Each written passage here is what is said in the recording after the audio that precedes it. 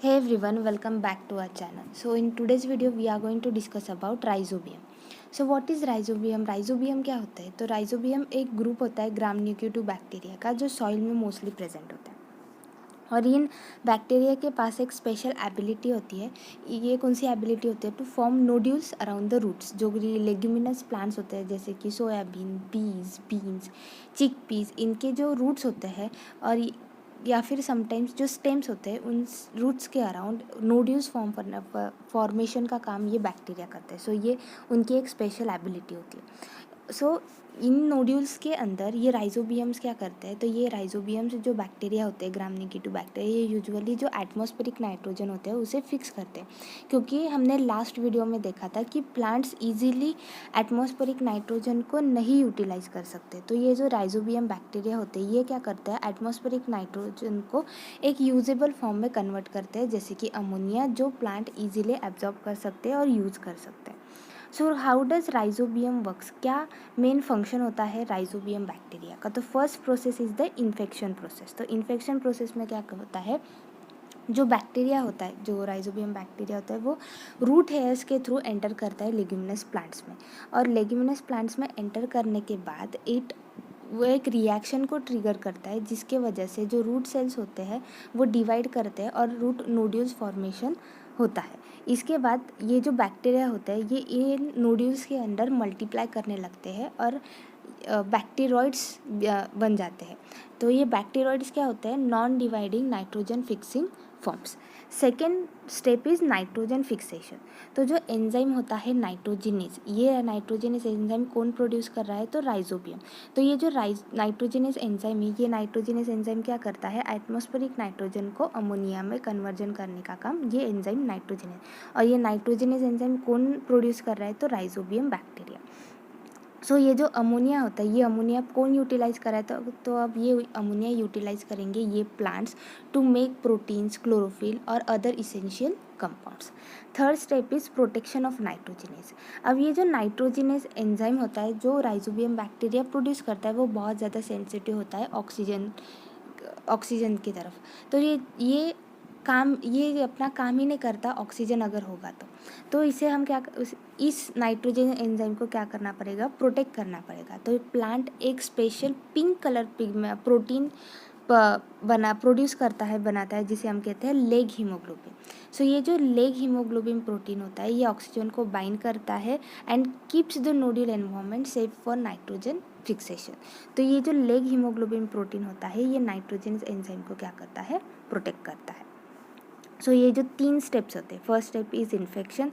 तो बैक्टीरिया सबसे पहले लेगुमिनस प्लांट के जो रूट हेयर्स होते हैं उसमें से एंटर करेगा, एक रिएक्शन को ट्रिगर करेगा जिसके वजह से रूट सेल्स डिवाइड करेंगे और नोड्यूल्स फॉर्म करेंगे। नोड्यूल्स फॉर्म होने के बाद इन नोड्यूल्स में बैक्टीरिया डिवाइड करेंगे और बैक्टीरॉइड्स फॉर्म करेंगे, और ये जो बैक्टीरिया होते हैं ये क्या प्रोड्यूस करता है? Nitrogenase enzyme. ये नाइट्रोजनेज एंजाइम नाइट्रोजन को एक यूजेबल फॉर्म जो कि होती है अमोनिया उसमें कन्वर्ट करता है।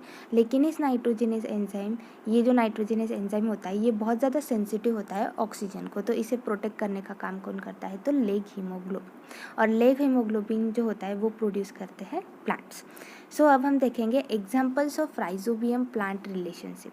तो हम देखेंगे डिफरेंट राइजोबियम स्पीसीज और वो कौन से प्लांट्स के साथ सिम्बायोटिक रिलेशनशिप में है। तो राइजोबियम लेग्यूमिनोसेरम जो कि पी लेंटिल इन प्लांट्स के साथ नोडुलेट करता है। उसके बाद राइजोबियम फिसोले जो बीन्स के साथ, जैसे कि फ्रेंच बीन, किड बीन, बाद में ये सारे जो टाइप्स होते हैं इसमें से most common type is bradyrhizobium japonicum जो सोयाबीन प्लांट्स के रूट पर नोड्यूल्स बनाते हैं। सो ये सारे जो एग्जाम्पल्स है ये अलग अलग स्पीसीज़ है राइजोबियम की, और ये स्पेसिफिक होती है स्पेसिफिक प्लांट्स के लिए। जैसे कि राइजोबियम ल्यूपिनी जो वाइट ल्यूपिन प्लांट की है लिए स्पेसिफिक है। जब उसके बाद राइजोबियम ट्राइफोली क्लोवर इजिप्शियन क्लोवर उसके लिए स्पेसिफिक है। So specific species is for specific plants. अब उसके बाद हम देखेंगे स्पेशल फीचर्स एंड इफिशिएंसी। तो nitrogen fixation range, rhizobium can fix 50 to 150 kg of nitrogen per hectare और इवन मोर इन क्रॉप्स लाइक क्लोव। तो rhizobium 50 to 150 kg nitrogen per hectare क्या कर सकता है, नाइट्रोजन फिक्स कर सकता है। उसी के साथ साथ yield improvement. In India, inoculating crops with pigeon pea and chickpea with rhizobium can improve yield by 10 to 15%. अगर आप pigeon pea या फिर chickpea के प्लांट्स को राइजोबियम के साथ अगर इनोकुलेट करेंगे तो आपकी yield, जो क्रॉप की yield होती है, वो 10 to 15% इंक्रीज़ होती है। तो ये जो इफ़िशेंसी होती है ये डिपेंड करती है राइजोबियम, आप कौन सा राइजोबियम स्ट्रेन यूज़ कर से, आपका होस्ट प्लांट कौन सा है, उसी के साथ साथ जेनेटिक कंपैटिबिलिटी कितनी है उन दोनों में, सॉइल कंडीशंस एंड क्लाइमेट। कुछ जेनेटिकली इम्प्रूव्ड स्ट्रेन्स होते हैं, स्ट्रेन इम्प्रूवमेंट होता है राइजोबियम में, जैसे कि some mutant strain nitrate reductase deficient mutants are better nitrogen fixers than normal once.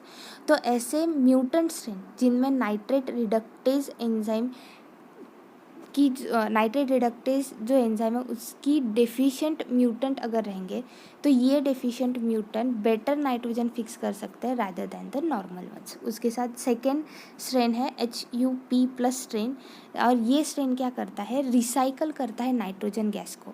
अब ये नाइट्रोजन गैस कब रिलीज होती है, जब नाइट्रोजन फिक्सेशन होता है तब ये नाइट्रोजन गैस रिलीज होती है, और ये नाइट्रोजन गैस को रिसाइकल करने का काम कौन करता है, तो HUP+ स्ट्रेन। कुछ चैलेंजेस होते हैं regarding the rhizobium biofertiliser. So when we add rhizobium biofertilizer to soil, it has to compete with already present native strains. So जब हम राइजोबियम बायोफर्टिलाइज़र की ट्रीटमेंट देते हैं पर्टिकुलर सॉइल को, तो उस राइजोबियम बैक्टीरिया को ऑलरेडी प्रेजेंट जो स्ट्रेन उस सॉइल में है उसे compete करना पड़ता है। उसी के साथ साथ हीट एंड वायरस सेंसिटिव। अब ये जो राइजोबियम बैक्टीरिया होता है वो हाई टेम्परेचर के लिए सेंसिटिव होता है। उसी के साथ साथ viruses like rhizophage phages can infect rhizobium. तो हमने जैसे कि बैक्टीरियोफाजेस होते हैं जो बैक्टीरिया को इन्फेक्ट करते हैं, वैसे भी फाजेस होते हैं जो राइजोबियम को क्या कर सकते हैं, इन्फेक्ट करते हैं। लेकिन जो गुड स्ट्रेन्स होते हैं, इस सारे चैलेंजेस को क्या सोल्यूशन है, तो जो गुड स्ट्रेन्स होते हैं वो हीट टॉलरेंट हो सकते हैं, लॉन्ग शेल्फ लाइफ और ability to outcompete the native strain in the soil. So ये जो भी प्रॉब्लम्स होते हैं उन प्रॉब्लम्स का ये सोल्यूशन है।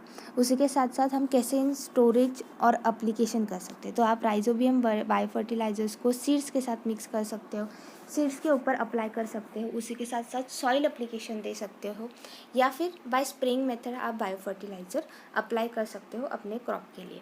और आपको राइजोबियम बायोफर्टिलाइज़र कूल या फिर ड्राई प्लेस में ही स्टोर करना पड़ेगा, क्योंकि अभी हमने देखा था चैलेंजेस में कि राइजोबियम बायोफर्टिलाइज़र जो होता है वो हीट सेंसिटिव होता है, तो हमें कूल और ड्राई प्लेस में राइजोबियम बायोफर्टिलाइज़र को स्टोर करके रखना पड़ता है।